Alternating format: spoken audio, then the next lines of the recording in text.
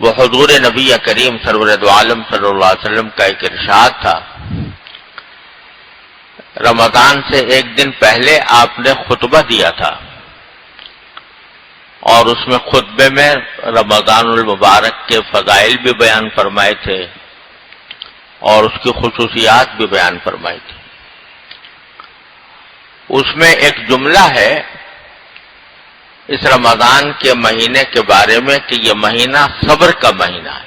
شہر الصبر و شہر المواسات، یہ دو لفظ آپ نے استعمال کیے کہ یہ ایک تو صبر کا مہینہ ہے، اور صبر ظاہر ہے کہ آدمی کو بھوک پر پیاس پر صبر کرنا پڑتا ہے، اپنی نفسانی خواہشات پر صبر کرنا پڑتا ہے.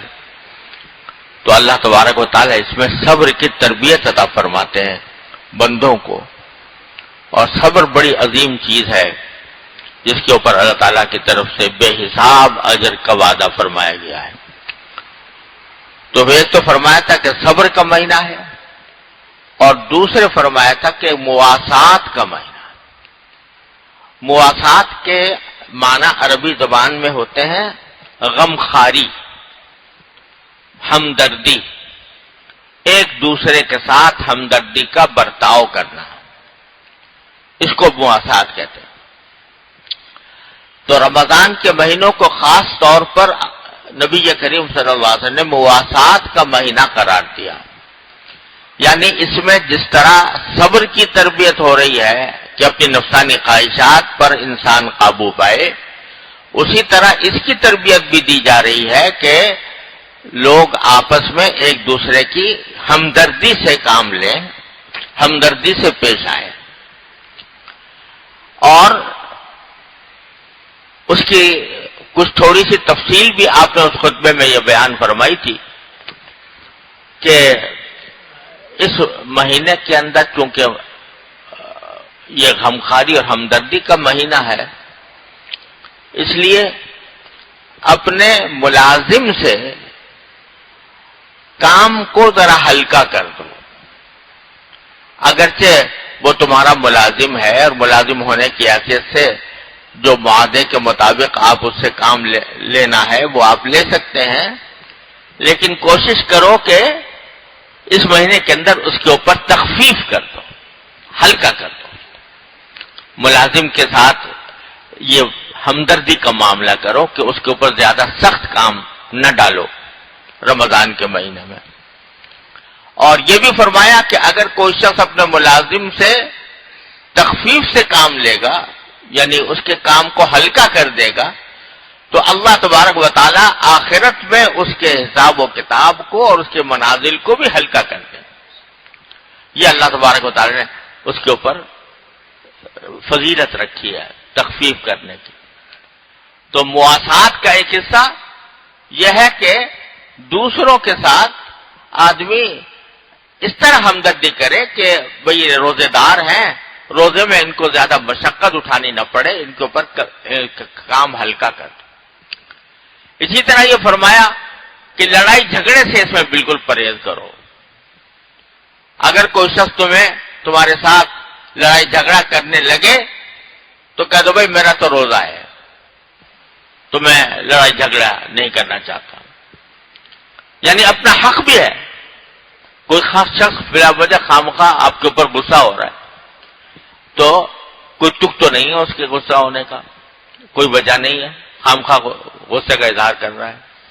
تو آدمی کا دل تو چاہتا ہے کہ میں اینٹ کا جواب پتھر سے دوں، تو لیکن اس کا جواب دینے کو دل چاہتا ہے، لیکن مواسات کا، صبر کا بھی مہینہ ہے، مواسات کا بھی مہینہ ہے. لہذا اپنے نفس پر قابو پا کر اس کی لڑائی کو کہہ دو کہ بھئی میرا تو روزہ ہے، تو میں تمہارے ساتھ بحث نہیں کر سکتا، تمہارے ساتھ میں لڑائی نہیں کر سکتا. کیونکہ مواسات کا، صبر کا اور مواسات کا مہینہ. اسی طرح یہ فرمایا اسی خطبے کے اندر کہ اگر کسی شخص کو، کوئی شخص کسی دوسرے کو افطار کرا دے تو اللہ تبارک و تعالی اس کے فضل، اپنے فضل و کرم سے اس کو ایسی شربت پلائیں گے آخرت میں کہ جس کے بعد اس کو کبھی پیاس کی شدت محسوس نہیں ہوگی. کسی کو افطار کرتے صحابہ کرام نے پوچھا، یا رسول اللہ ہر ایک کے پاس تو اتنا ہوتا نہیں کہ دوسرے کو افطار کرائے، اتنا کھانا خود ہی نہیں ہوتا، اپنے گھر والوں کے لیے پورا نہیں ہوتا.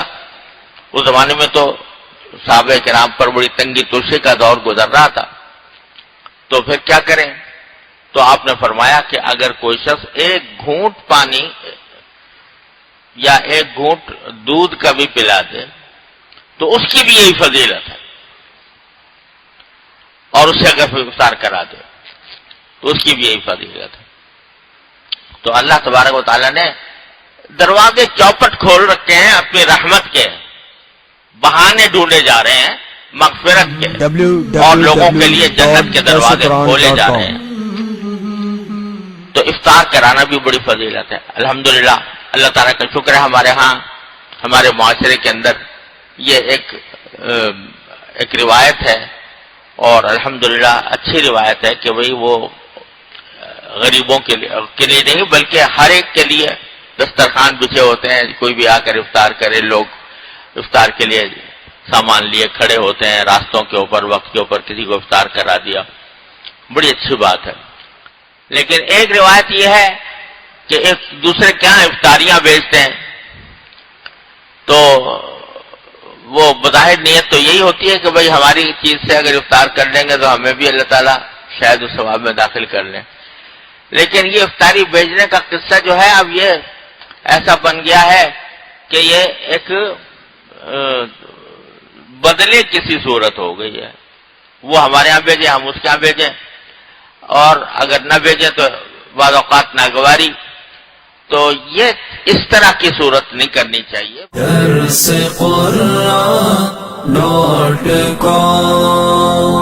www.darsequran.com